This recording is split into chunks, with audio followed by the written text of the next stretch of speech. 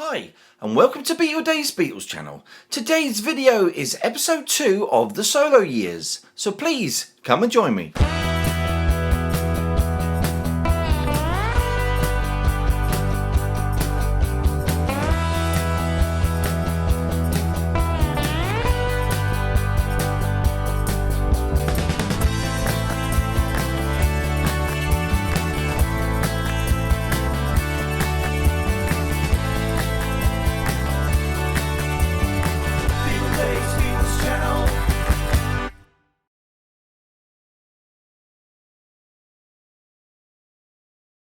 So hello and a wonderfully warm welcome to BeatleDave's Beatles channel.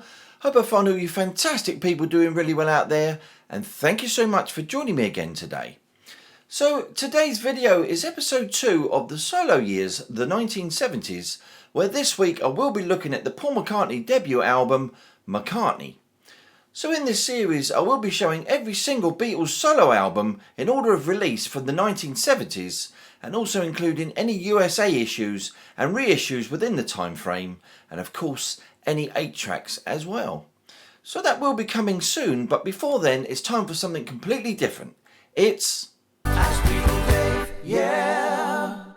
So yes, welcome to Ask BeatleDave, where I'll be answering your questions that you have about anything about the Beatles, about anything about the solo projects, just about anything that you can think of, and I'll endeavour to answer it right here. So today's question is from John. Right. Hi John, hope you're well out there, my friend. And John asks, BeatleDave, can you make an album up of your favourite 16 tracks from the Beatles' original catalogue? Okay then, so this is more of a kind of challenge question, and anyone else out there in the vinyl community who wants to have a go at this, it's a challenge for you guys to choose 16 tracks from over 220 Beatles songs to make an album. But here goes, and channel subscribers, don't forget you have a go as well. So starting with what I think is actually one of the best Beatles early tracks is Please Please Me. It's an absolutely great song and it's got that trademark Beatles sound. Followed by, in my opinion, A Hard Day's Night, absolutely unmistakable track with that 12-string Rickenbacker jangling around as well. Another from the Hard Day's Night soundtrack, and it's Things We Said Today, a really great Paul song. I Feel Fine then, an absolutely brilliant track with the first use of guitar feedback on record as far as we know. Ticket to Ride, another absolutely classic mid-60s track with a fabulous drum track by Ringo of course. Another one of my favourites is Michelle. I just love this song, a really beautiful ballad, and it's got some lovely backing vocals. I love that song.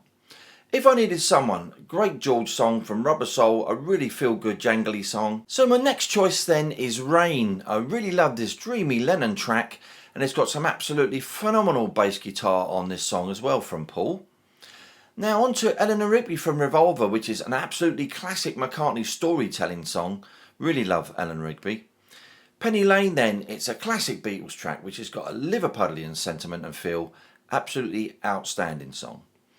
On to A Day in the Life then, which is the pinnacle of studio experimentation from Sgt. Pepper of course. Absolutely mind-blowing that song. Magical Mystery Tour then, and it's a great brassy song from the film and the EP soundtrack. And then Back in the USSR, which is the classic opening rocker from the White Album. I mean, that really cooks, that song, absolutely really cooks. Everybody's Got Something to Hide Except for Me and My Monkey, another absolutely rocking track, love that song. On to Get Back then, which is a classic Beatles single which just gallops along. And then finally Something, which is George's beautiful love song, probably one of his best songs ever written. Now that's the 16, and it's an extremely difficult task to pick just 16 out of all those wonderful songs. So John, I really hope that answers that question for you. And guys, if you'd like to contribute to Ask BeatleDave, why not just send me a question in the comments and I'll include it in a future episode. It's that simple. So come on, please please me by getting involved and ask me some super questions. Okay then, so moving on now, it's time for I Call Your Name. So yes, it's them old shout outs, and it's a great big BeatleDave hello to Craig Phillips, Black and White Band, Mr. Beatles Pro, Dave Yates in Australia, hiya Dave, Kathy Kirk, Tony Rasmussen, Gavin Norman and Armin Zink. So that's a great big hi to you guys from yours truly, BeatleDave. So on to the main event then today, and it's the Solo Years episode 2, continuing with Paul McCartney and the McCartney LP. So please come and join me.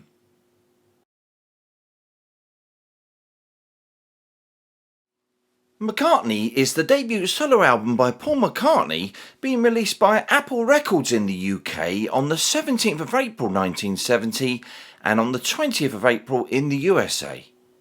The album was recorded in absolute secrecy, mostly using basic home recording equipment at his house in Cavendish Avenue, St John's Wood, although some recording and mixing was done at Morgan Studios.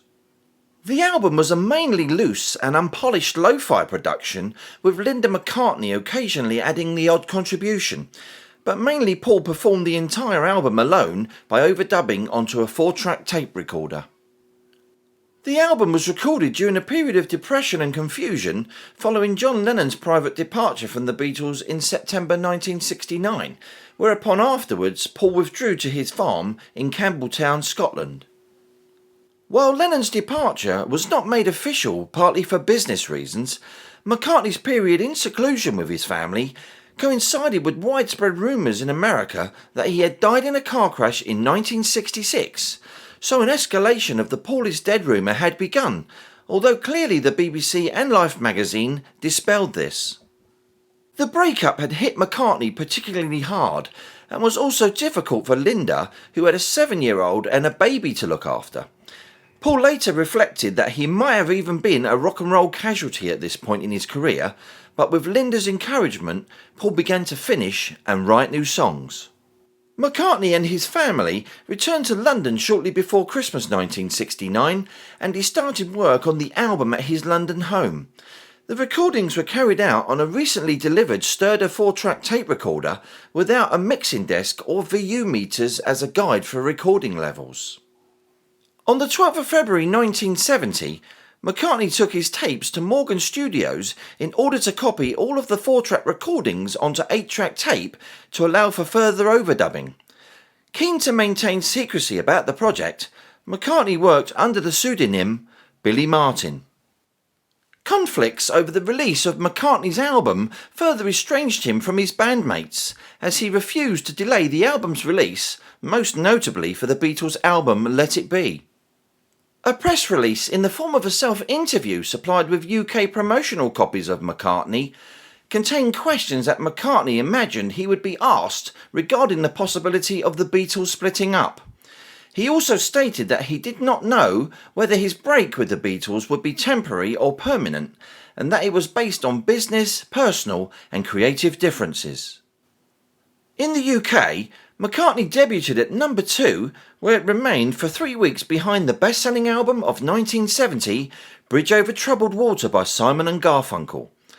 By the 15th of May, McCartney had sold over 1 million copies in the US, and from the 23rd of May began a 3-week stay at number 1 on the Billboard Top LPs chart. So let's take a look. So here it is then, the debut album by Paul McCartney, McCartney, released on Apple Records on the 17th of April 1970, catalogue number PCS 7102. So this album then was recorded at a very difficult time for Paul, who was totally unsure about his future after the Beatles breakup. But lucky for him though, Linda managed to get him back on track with writing and eventually making this album basically at home. And obviously though, several of the songs were hanging around from the last year or so, with junk actually stretching back to 1968. So starting then with the cover, which was actually designed by Gordon House and Roger Huggett, which was actually based on Paul's ideas. So quite a distinguishable cover, this one. And obviously, you know, the analogy is life is like a bowl of cherries, but obviously clearly in this picture something is very wrong with all the cherries outside of the bowl. It's a nice lamination, this cover, really looks nice. Got a little thumbnail there, which is a bit unfortunate, but that's still a great cover. Not bad for 52 years old. Really nice looking one. Let's just flip that over. Of course there we've got McCartney. You've got the catalogue number top right there, PCS 7102. And the picture of Paul with Mary in his sheepskin coat there on his farm in Scotland. And then we've got the tracks side 1 and side 2 with instruments and voices by Paul, photos and harmonies by Linda. A little heart there as well. And then of course then we've got EMI Records Limited with Hayes, Middlesex, England there, and printed and made in England. And then of course we've got that fantastic gatefold with obviously about 20 odd photos there of Paul and his family, mainly up in Scotland there. All about love and peace and family. And then we've got that spine.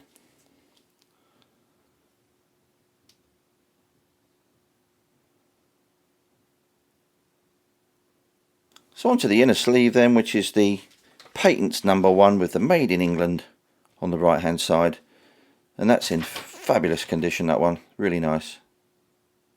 So onto the original vinyl then from 1970. This one's in absolutely beautiful shape for 52 years old, looks absolutely fantastic. Of course there you've got on the left hand side at the top there, you've got the Apple Records perimeter rim with the 33 1/3 manufactured in the UK in side 1.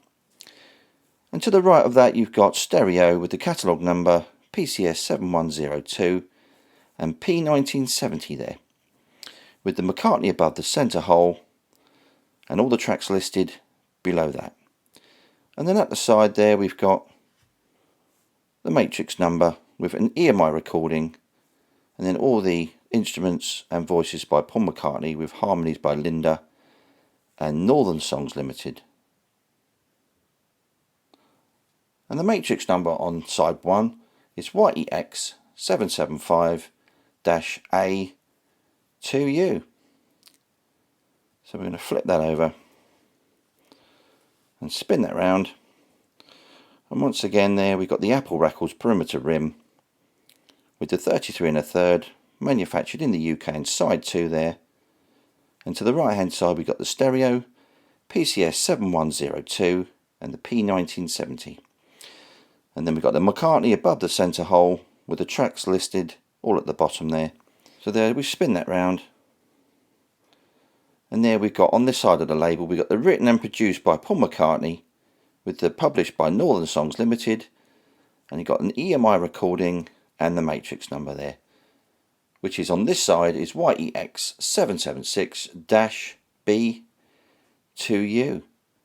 And that's a really lovely looking album, really nice shape this one. So on to the second pressing of McCartney which I've got here then. This one dates to approximately around 1973 on Apple Records, catalogue number PCS 7102. So once again we've got that bowl of cherries with all the cherries on the outside of course. It's another great laminated cover. Looks really nice.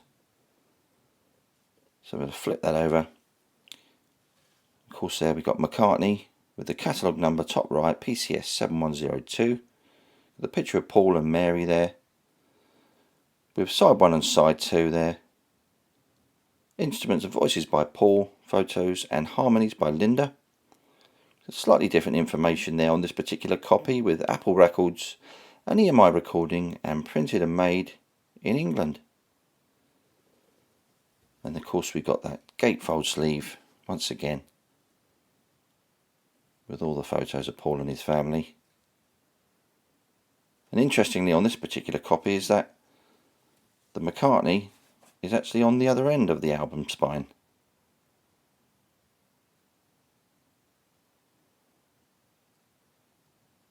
So then we got the same sort of inner sleeve as the previous one. The patent numbers there, bottom left, and of course you've got Made in Great Britain. So that's in great shape. So onto the vinyl then. And straight away you can see it's a much lighter label, this particular one. Dates around 1973. Of course around the top there we've got the Apple Records perimeter there. With the 33 1/3 manufactured in the UK in side 1. And on the opposite side there we've got stereo with the catalogue number and the P1970 with the McCartney logo above the spindle hole and all the tracks there below the spindle hole. It's not too bad an album, I must admit. It's got some great songs. I think one of my favourite songs on this album is Every Night. It's one of my favourites on this album. But there's some great standout songs as well. There's Junk. And of course, Man We Were Lonely. Great song. That Would Be Something. I like that one as well. And of course, Maybe I'm Amazed on the other side. It's a brilliant song. Just flip that round. And of course, you've got the other information there of the matrix number and EMI recording. And of course, instruments and voices by Paul. And harmonies by Linda. And the Northern Songs details there as well. And on this particular record, side 1 matrix is YEX775-3U. Okay, just flip that over then. And once again, we've got that Apple Records on the perimeter with the 33 1/3 manufactured in the UK and side 2. And then we've got the catalogue number to the right with stereo and the P1970 with the McCartney logo and all the tracks there below the spindle hole. And of course we've got all the other information there, produced and written by Paul McCartney and published by Northern Songs, an EMI recording and the matrix number, which is on side 2, YEX776-4U. And once again, this is another absolutely beautiful condition record, this. Really nice. So on to my next variation then of McCartney, and this one dates to around about the mid to late 1970s, and this one's on Capitol Records and its catalogue number PCS 7102.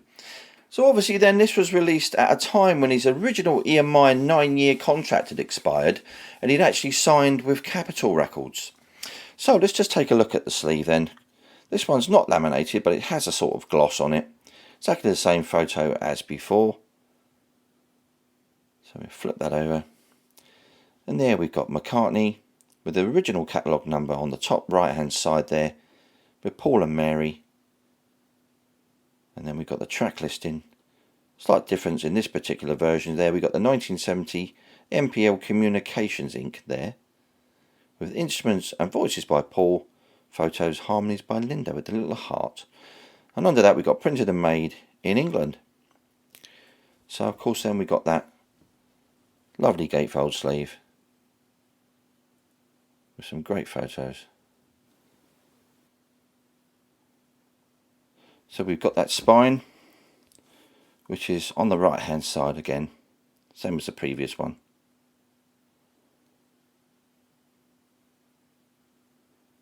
So onto the inner sleeve then, which is an EMI one. You've got a date on the bottom there, looks like 979 or 879. But this one's in great shape.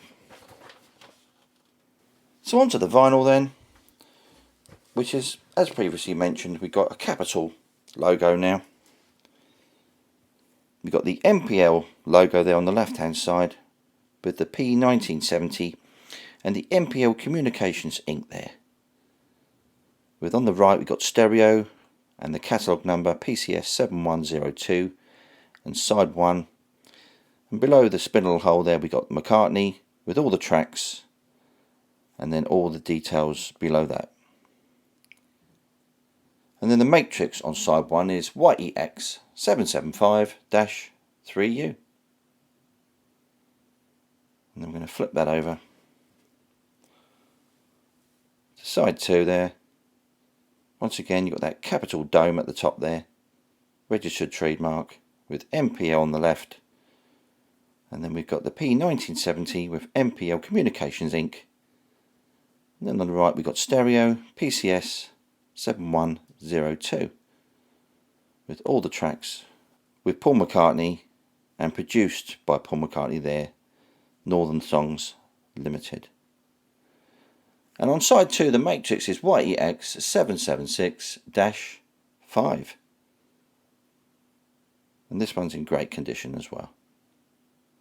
So on to the final vinyl then, which I've got to show today. This is the USA edition, which was released on the 20th of April 1970 on Apple Records STAO3363.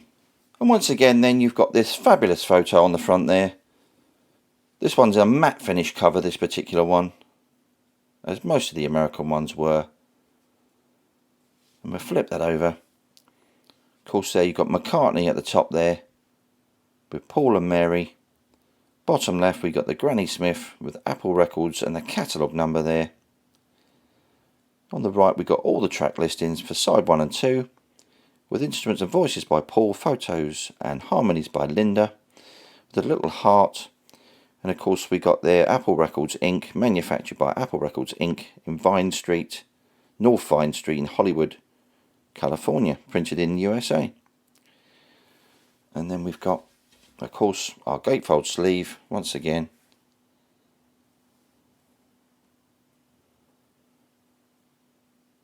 And then of course we've got the spine, which is the same as the UK, the correct way up. And then we've got the catalogue number there.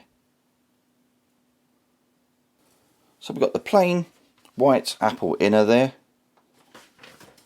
That's in great shape. And then finally then we've got the original American vinyl there. That's a really nice looking Apple too, that one particular one. That really nice looking. So we've got the McCartney logo there above the spindle hole, with all the track listings down below there. But on the right hand side we've got the stereo, and you've got the catalogue number on side 1, with all the other details there at the side. And the matrix on side 1 is STAO-1-3363-Z5. Going to flip that over then, spinning back round. Once again there we've got McCartney above the centre hole, with all the tracks there at the bottom, recorded in England. And right at the bottom they've got manufactured by Apple Records Inc. With on the left we've got stereo, the catalogue number on side 2. And then once again got written and produced by Paul McCartney and published by McLen Music Inc. BMI. Of course McLen being partly Mac as in McCartney and Len as in Lennon combined.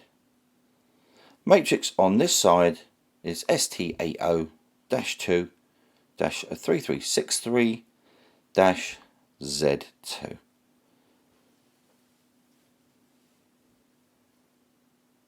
So the final item then I've got to show on McCartney is this USA 8-track, which was released on the 20th of April 1970 on Apple Records, catalogue number 8XT3363. And this is completely sealed, as you can see. It's fantastic to see these sealed these days. Really hard to find these days, all these 8 tracks still sealed. Of course there you've got the McCartney album picture there with the Apple logo and the catalogue number, with programs 1, 2, 3 and 4 with a slightly different lineup of the tracks, slightly different. And then we've got Apple 8-track stereo there. And we'll flip that over. Got some more information there on Apple 8-track stereo with the warranty. And of course you've got that logo at the bottom as well. And then at the top, once again you've got the Apple 8-track stereo. And at the bottom, McCartney there with the catalogue number. Really fantastic item.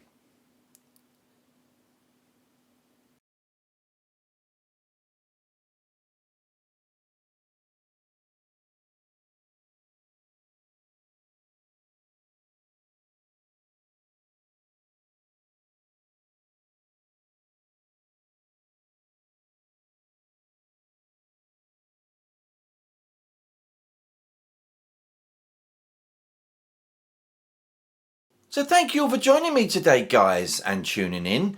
I really hope you've enjoyed seeing those fantastic McCartney LPs on this episode. And of course, I really appreciate any communication I get from any of you guys, and I will always come back to you just as soon as I can. So the next episode of the solo years will of course be back again next month with the Ringo Starr LP, Buku's a Blues, which was released just 5 months after the Sentimental Journey album. So next week we are back with my Apple Records album series, and it's the Modern Jazz Quartet album, Space. So be here next week, same Beatles time, same Beatles channel. So anyway, as always guys, if you enjoy what I'm doing, why not give us a like, subscribe and hit that notification bell so that you don't miss out on any future videos. This is BeatleDave signing off. BeatleDave's Beatles channel.